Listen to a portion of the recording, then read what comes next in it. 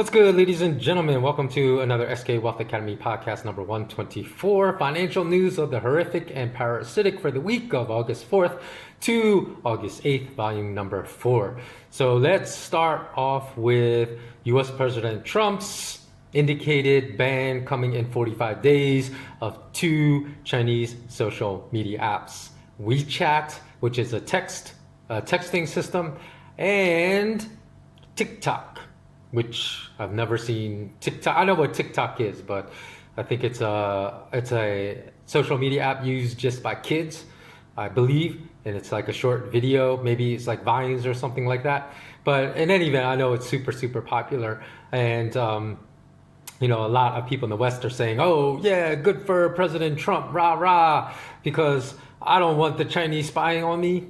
And that's not what I am bashing, because you shouldn't if these apps are spying, because apparently there's been a lot of evidence that TikTok is activating microphones and spying on people. I don't know. I haven't heard anything about WeChat, but maybe Trump is just banning WeChat for being a Chinese-owned company. But in any event, if you still have a few functional brain cells in your cranium, then if you are totally against this, and it's for the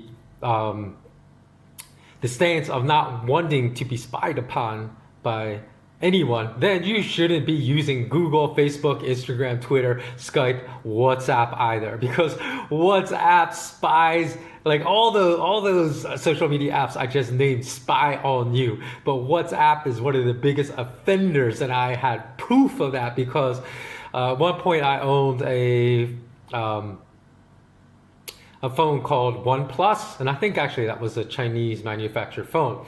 So maybe it's banned in America, I don't know. But I don't use it anymore because I dropped it too many times and it just stopped functioning probably after the 10th time I dropped it. But in any event, they had developer tools in the menu that you could activate. And this was probably not intentional, but you could then see all the times your microphone and your camera were activated by what app. So WhatsApp was one of the biggest offenders. WhatsApp one time had turned on my microphone without my knowledge, over 1,200 times.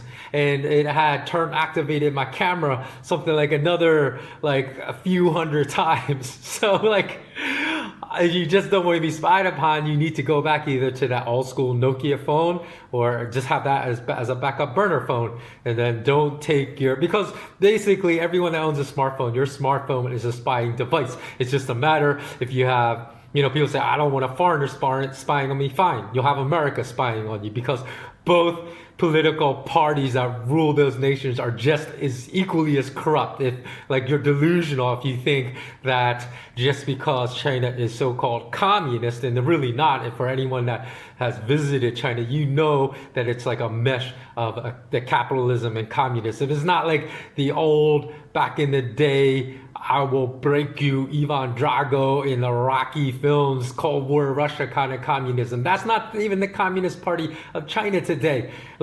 At the very top, yeah, the political party is corrupt, but so is every single political party in the world. Name me one that is not.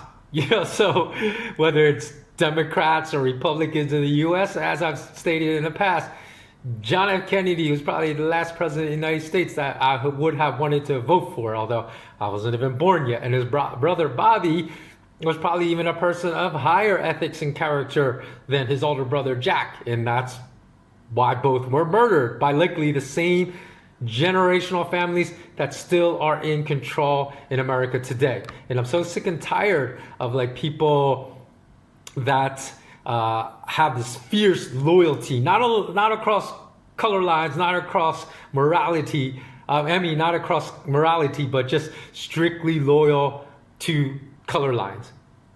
Because there's plenty of people like that. Now, talking about I don't support either. I don't support the Democrats and Republicans, because they basically have both kind of migrated to the center point where they're basically indistinguishable from one another. And it's been like that for decades. People think that's a recent development. No, it's been like that for decades. It wouldn't matter if we had a Democratic or Republican president. We're going to have the same kind of show, that we've had for the past several decades in America. And We see like people that love Tulsi Gabbard or Bernie Sanders as their desired candidate to represent the Democratic Party in the upcoming presidential election in the United States. We've seen both of them completely sold out by endorsing Joe Biden, who's a horrible candidate. And then now people say, oh, Joe Biden might pick Kamala Harris as his running mate for vice president. And a lot of people of color saying, oh, she's a perfect candidate. She's part black, part Asian, but she's a person of low moral character. So why would I support her? And she's someone that has been proven to try to keep innocent people in jail. In fact, one of the people she tried to keep in prison, the Innocence Project was trying to free her. And the Innocence Project has come out and spoken about how this was such a clear-cut case of a guilty person being railroaded and sentenced to prison. Kamala Harris tried to keep this guy in prison, and she actually filed against his release. And a court actually had to overrule Kamala Harris, and they released this innocent person in 2013. So she's someone that's clearly part of the system. She's not anyone that's different. And she also resisted attempts for those of you that are feel as I do, furious about police having carte blanche to murder people of color. Well, Kamala Harris, as a person of color, is like the enemy of people of color. If you look at her legal record, she resisted attempts to hold people accountable for shootings.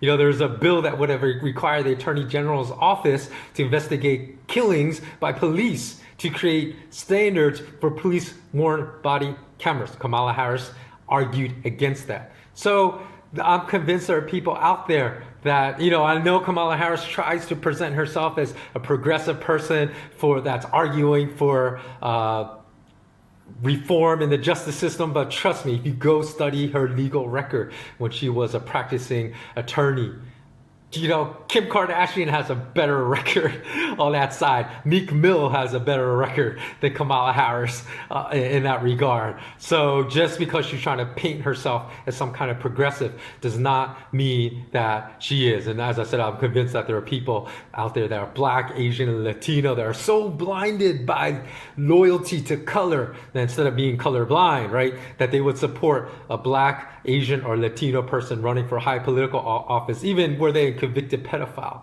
Like John Yoo, right, who was a practicing attorney under Attorney General John Ashcroft during the Bush administration, was the one that came up with those torture memos, right? And he basically made it legal to torture political prisoners or terrorists that were captured, right, and then renditioned, right? So people say, oh, well, what's wrong with that? Why shouldn't we torture these horrible terrorists? And granted, some of these terrorists are horrible people, but that torture should not be legal, even for horrible people. And the fact of the matter is that his ruling that made torture legal, which they called, what did they call it? Something interrogation. They used the euphemism enhanced, that's what, enhanced interrogation, but it's basically torture, right? So there were innocent people tortured under that, because under these sweeping roundups of people believed to be terrorists, there were some innocent people rounded up, and because of John Yoo, innocent people were tortured. And so here's the thing, when I spoke out against that, because I'm Korean American, John Yoo's Korean American, they're like, wow, look at one of our own. He rose up to such a high position of political prominence. They said, you shouldn't speak out against him because he's one of our own. Like, that's what I heard from the Korean community. What does that even mean, one of our own? Does this guy really hold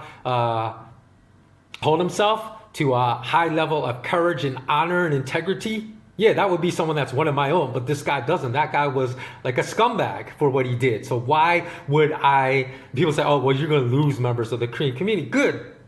Because why should I want those Like, why should I even want business from members of the Korean community that don't have the same principles I do? Good riddance is what I say. You know, all the time people say, you're going to lose followers, you're going to lose subscribers. I mean, not that I have a lot to lose, but even when I grew my other YouTube channel to like 30,000, people said, oh, you shouldn't be so truthful. You should be a little more political tactful in what you say. I'm never going to curb my tongue in support of what is right, in support of what is truthful. And like I said, good riddance to people who get offended by truth. So like my whole position is, if you rise to a position of political prominence by nature of the political system, this means that you have already sold your soul, that you have already deliberately and willingly compromise your ethics and morals if you had any to begin with. Because to reach such a high position of political prominence within the types of political systems that dominate developed nations today,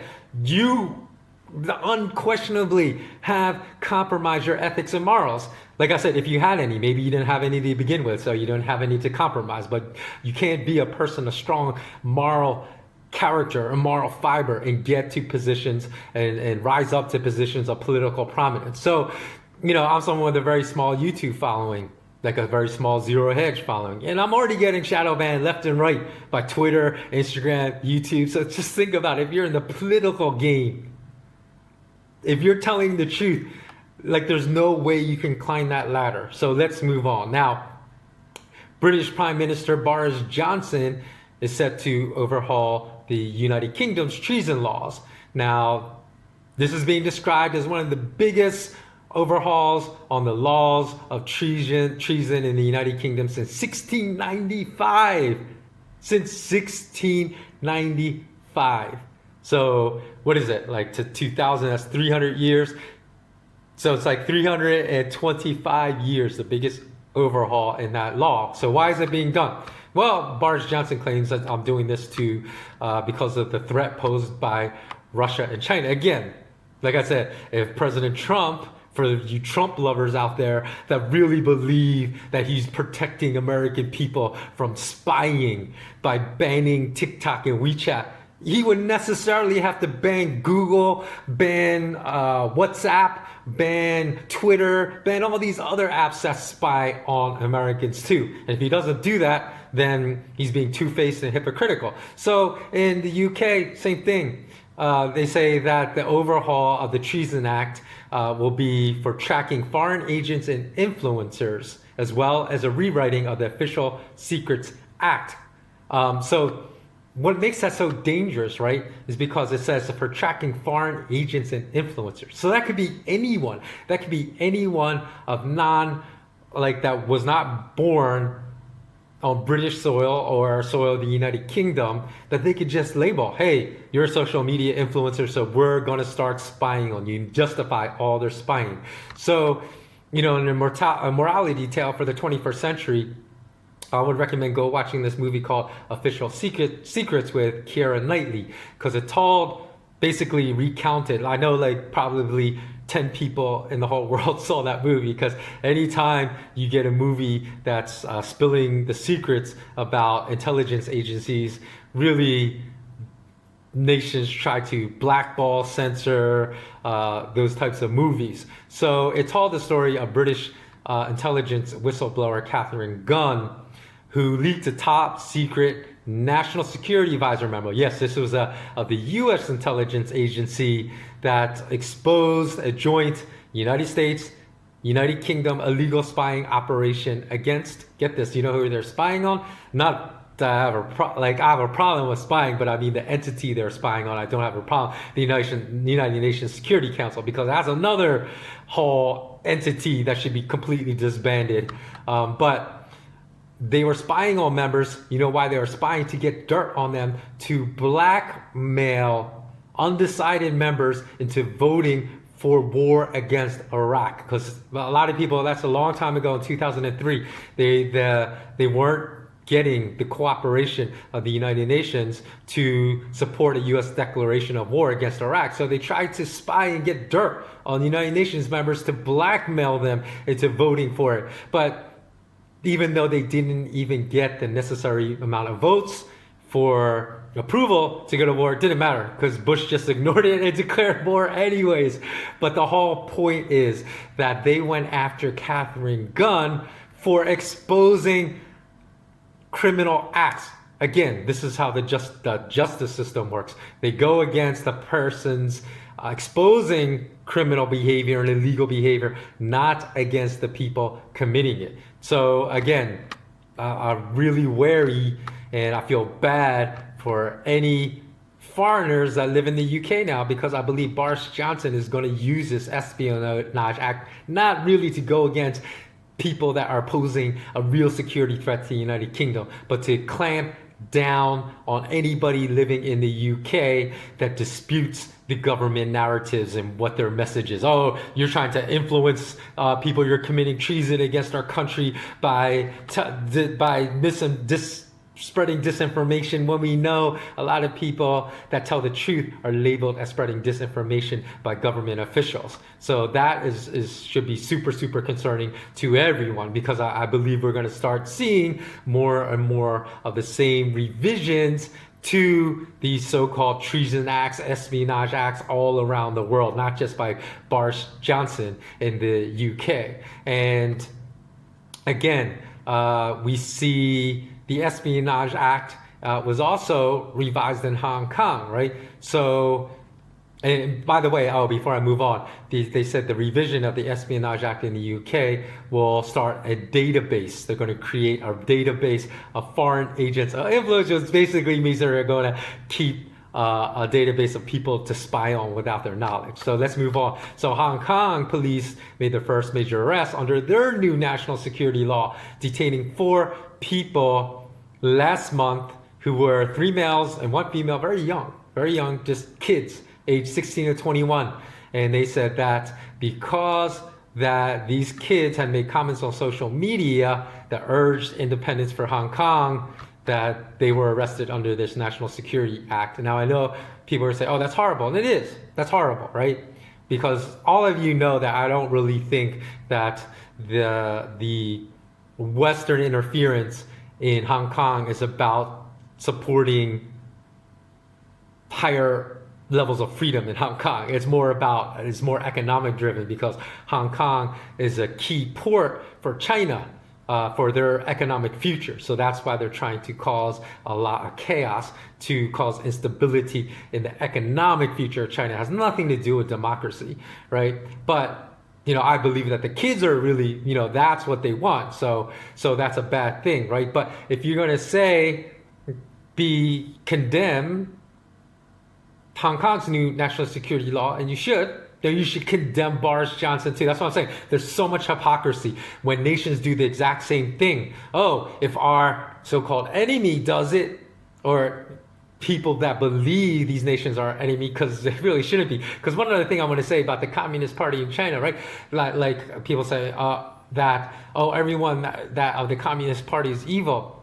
You really think that? Because 10%, they say, of people in China have declared themselves with the CCP, the Communist China Party. Is that what it is? Or the Chinese Communist Party? Can't remember which comes first. But in other words, their population's about 1.5 billion. They say 1.4, but people think it's an underestimate. It's really closer to 1.5 billion people. So you really think 150 million people are all evil? These are people that are just like, they declare themselves as a Democrat, Republican, a Tory, or member of the Labour Party in the UK. It's the same thing. There's literally hundreds of millions of regular people that are not evil communists. They just are part of the Communist Party. They're just regular people in China that are fine people. So like I said, the blame just lays with the people in power, but that's the same situation in every single nation. Those where you're going to find the most corrupt, evil people. So it's not like it's just wrong to make these kind of blanket statements. And again, in news of how many different ways can bankers F us? The Bank of Ireland apparently found a new way. It's going to start charging negative interest rates to pension plans that park cash with them, meaning that they're going to start charging 0.65% a year from September forward in all cash held in pension funds. meaning that the pension funds have to pay money to park cash in the banks. Remember the days when in America when you might get 6% on your savings account, you might get 6% interest like on your savings. Well, those are, I mean, that's been long gone. Just to get 0.25%, and that's been for like over a decade on any type of money market account or savings account for the common person. But now banks are starting to charge like that, like they haven't found a million ways to steal money from us already. And Bank of Ireland chief executive Francesca McDonough said that Bank of Ireland plans to charge also small to medium size. It's just not all the regular people in Ireland that are going to get effed. Small and medium-sized businesses, as if they weren't already effed by these incompetent leaders locking us all down economically, preventing our businesses from operating, are going to strike a double whammy against the small and medium-sized businesses in Ireland, because anyone that has more than 2.5 million euros, they're going to charge them interest to keep their cash in banks too. So that's why you go to physical gold and silver, right? Like one good for delivery 400-ounce bar. What is that? That's already like 800,000. 2,000. So it's like 6 zeros. So 400,000, 800,000, right? Because gold is over 2,000 as far as physical is concerned. So it's almost $1 million, right? One bar like this. So those people should take their money out, put it in gold and silver bars, or better yet, coins. And although you're going to have a multitude of silver coins, but for gold coins, right, you have a lot of people who never own gold coins. You don't realize, like, I remember like one of my friends who I finally convinced, thank God he got in before the surge that I predicted for a long time this entire year happened. But he got in, he said it was so underwhelming when I bought gold coins, right? Because if you have a stack like that, right, that's like 10 coins like this. People don't realize that 1 ounce gold coin's only about like this big. So you have a little, you can hold 10 in the palm of your hand easily, 10 gold coins, right? And already that's like $22,000 in your hand, right? So, but like if you want value, you can get silver, although silver is skyrocketing at this moment, but still has a long way, because physically 1 ounce gold maple leafs to 1 ounce silver maple leafs, the price ratio is still 62-1. So you can get 62 silver coins, and they're bigger than 1 ounce silver coins versus the 1 ounce gold coins. So if you want to, if you don't feel like, oh, I worked all my life for this, to have this in my savings, because gold coins, even like in that movie John Wick, when you looked at those gold coins, man, he had bank, because remember, he had these gold coins going for rows in suitcases, in which he held in that concrete safe in his basement. So, we're talking millions of dollars in gold coins, although like it doesn't look like that much, right? So again, that is a big problem with what these banks are doing to us. And as far as the small businesses that have been shut down from these lockdowns, they say 1 out of every 4 small businesses will probably be permanently shuttered in the UK. And in May in the United States, they already said 100,000 businesses were permanently shuttered. But with a few more months of these lockdowns, right, because now we had June and July, or 2 more months, the estimates are that 7.5 million. So it went from 100,000 permanently shuttered to perhaps 7.5 million small businesses will be permanently shuttered, because again of all these lockdowns that are being enforced again in the US due to this fake second wave. Because this second wave has nothing to do with deaths. They won't tell us the death data, because deaths from healthy working age people, even in America, right, which has handled the virus the worst, it's all declining. So they have to focus just on rate of infections, and on top of that, they're focusing on fake rate of infections, because a Connecticut lab, and I'll put all the links again to these articles in the show notes. So if you want the references to double check what I'm saying, feel free. I'm going to put them all there for you. The lab in Connecticut said out of 144 patients that were tested and then told they were positive for COVID-19, they said 99 of the 144 yielded fake results. In other words, they were told they were positive, but they actually never had the antibodies. So they didn't have COVID-19 or never had it. So that is, you know what that error rate is? 99, 144. It's practically 63%. Now, even a 5% error rate in any kind of medical diagnostic test would be horrific. Can you imagine if you're testing like for a much more serious disease, say like HIV, and you went in and had a 5% error rate? So 5 out of every 100 were told they had it. And then weeks later when they did a second confirmation test, it came back negative. So you would tell these 5 people, oh, I'm sorry, bad news, you tested for HIV. And then like a week later, oh, we're wrong, sorry. Don't you think they would do something to fix that test? You know, for causing all this psychological stress, and all these people they're tested positive that were not positive, were never positive. And we're using tests in America to justify all these like soaring infection rates. I have a 63% error rate. I mean, I don't know actually. Like one thing I do have to clarify is I didn't look to see if the same tests they're using in those Connecticut labs were the same laboratory tests they're using all over the United States. But if they are, and that test is so unreliable, it's using a 63% error rate, then just cut whatever they say the infection rate is by 63%. Because that is an atrocious error rate. In fact, I could probably flip a coin and say, heads, you have COVID-19, tails, you don't. And I could probably be more accurate than the test they're administering, at least the tests that were sent to that laboratory in Connecticut, which I imagine is for many states on the East Coast in the United States. So again, this is just a part of the narrative of how this fear-mongering is not based upon science at all in the United States. So what else?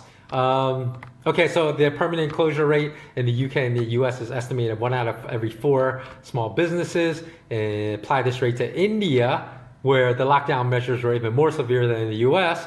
And you probably need to bump up that permanent small business closure rate even higher. So let's say we bump that up to 30% from 25%. You know how many businesses this translates into closing down permanently in India? 13 million businesses forever closed.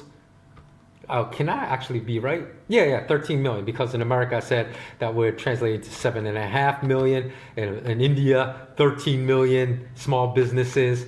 So again, around the world, say this might translate to 100 million businesses being permanently shuttered.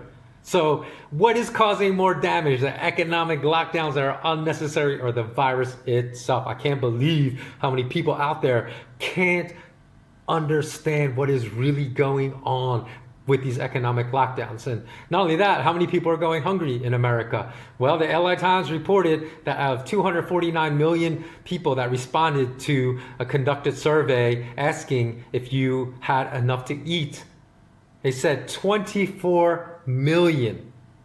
So that is basically 1 in 10, right? Because 1 in 10 would be 24.9 million. 24 million, 10% said they did not have enough food to eat for the week. And 249 million respondents, that, you know, the United States only has a population of 330 some million, right?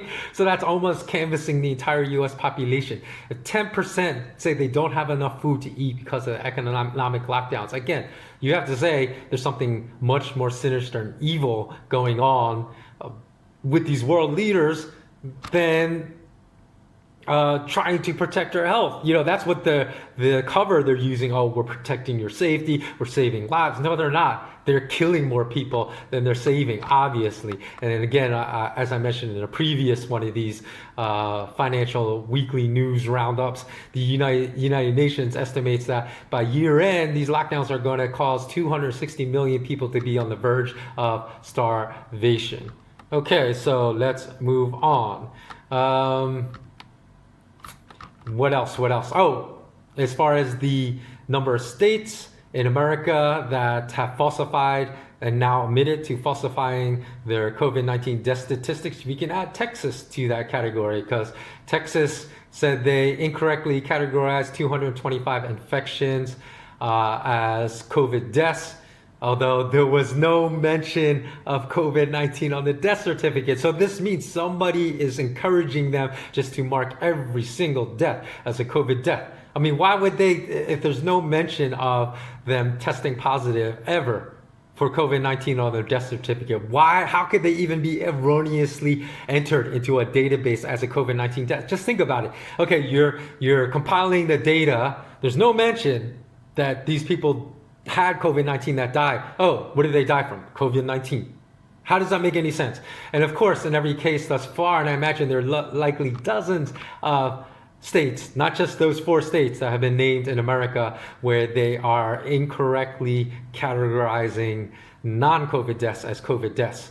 And with these errors that are made, right, it's almost like the bank that makes that transposition error. So you write a check for $300, and actually this is a real case. I know of someone that wrote a check once to Wells Fargo Bank for $300. They took out $3,000 from her account. She said, "Hey, you got to credit my bank account right now by $2,700. You took out $2,700." You know what they did? They put the burden of the proof on her, and she was a Wells Fargo employee. Imagine how poorly they treat people that don't even work for the bank. They would not give her back the money and credit her bank account right away. She had to go through some laborious process, get a copy of that canceled check, prove that the stupid bank employee made that transposition error, added another zero, and whenever banks make those errors, right, they never make it the other way. So if you wrote a $300 check, they never mistakenly just take out, debit your account for $30 instead of $300. It's always $3,000 instead of $300, not $30 instead, or $3 instead of $300. And that's what's going on with these COVID tests too. They never miscategorize COVID death as a non-COVID death, but the mistake only seems to be a one-way street. Only non-COVID deaths are mistakenly marked as COVID-19 deaths. So again, all I do is encourage you to look into this news before you so obediently behave the narrative that is going on in the news right now. In other news, people are rightly suspicious of the safety of COVID-19 vaccines that are being fast-tracked thanks to Bill Gates. And I can't remember. There's a name. Somebody will probably write it in the comments below. Some kind of vaccine organization that Bill Gates and Melinda Gates Foundation is a member of, and they've seeded a lot of these companies with the money to try to develop these vaccines that Bill Gates says will be mandatory if you can prove that you've been vaccinated with my vaccine. So the 7.8 billion people on this planet. Well, not everyone, because I assume they'll probably even give it to newborns, right? Because they give newborns right now in America a vaccine for a sexually transmitted disease, hepatitis B, in the first hours after birth. I mean, that's how much the pharmaceutical vaccination segment is just about making money.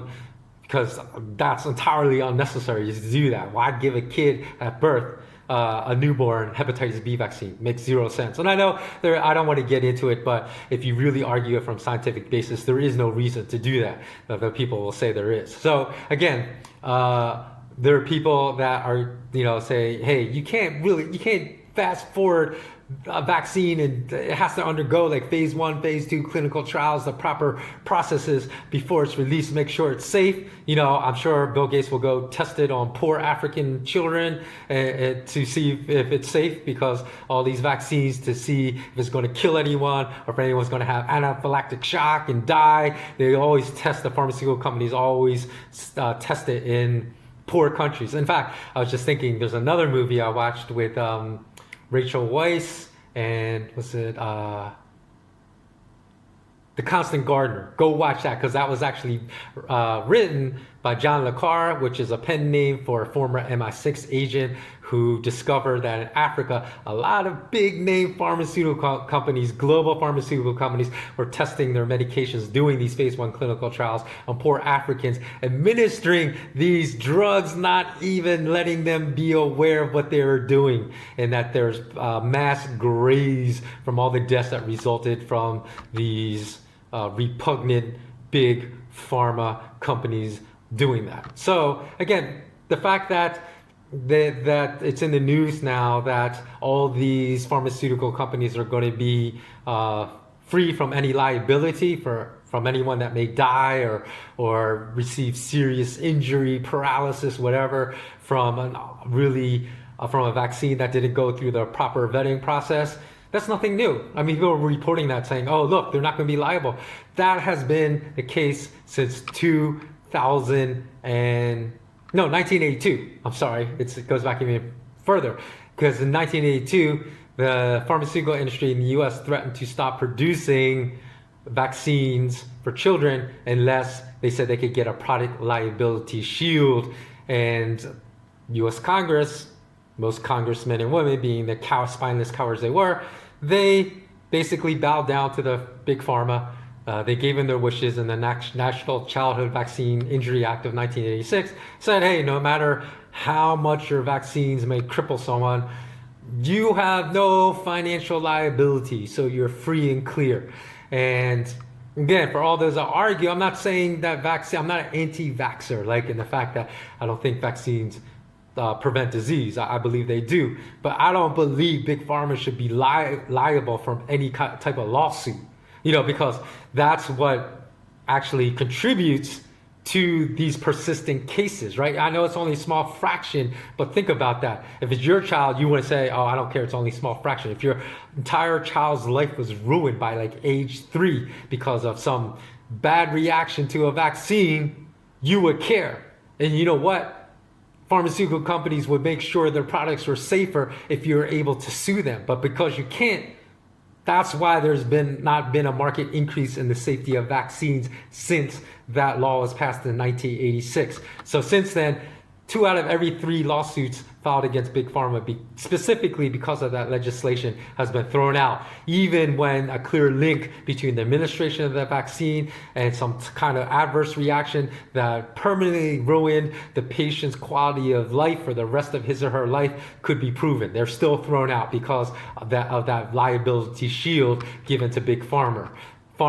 And, so again, the fact that Big Pharma is given this liability shield for this COVID-19 vaccine, that's not new. That already exists. They can't, when I was a kid, I had 3 vaccines, DPT, diphtheria, pertussis, and tetanus, MMR, measles, mumps, rubella, and OPV, oral polio vaccine. And I'm fine. I lived. So everyone I went to school with now I know is still fine today. Like no one got sick from not getting proper vaccinations, and we only had 3. So why does the American Pediatric Association say 10 are necessary today? You have to get 10. Yeah, I get the fact that there's globalization, international travel, so there's this wider spread of disease, but none of those additional 7 vaccines are for viruses that existed or that didn't exist when I was a child. It's not like one of those 7's like vaccines is for Ebola, or some virus that's specific to another country that's spread to other continents. So they were all, these 7 other vaccines were all for viruses that existed when I was a kid. So how did I survive?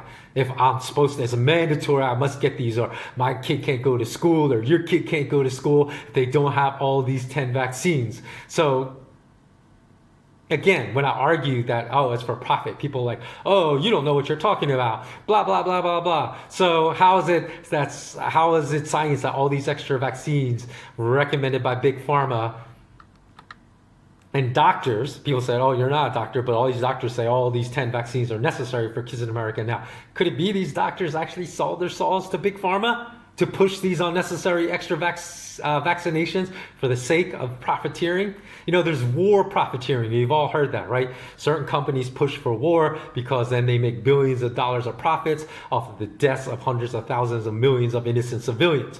There's definitely pharmaceutical profiteering that happens as well. So I'll put the links to the inability to sue Big Pharma over this. So I think that just about wraps it up.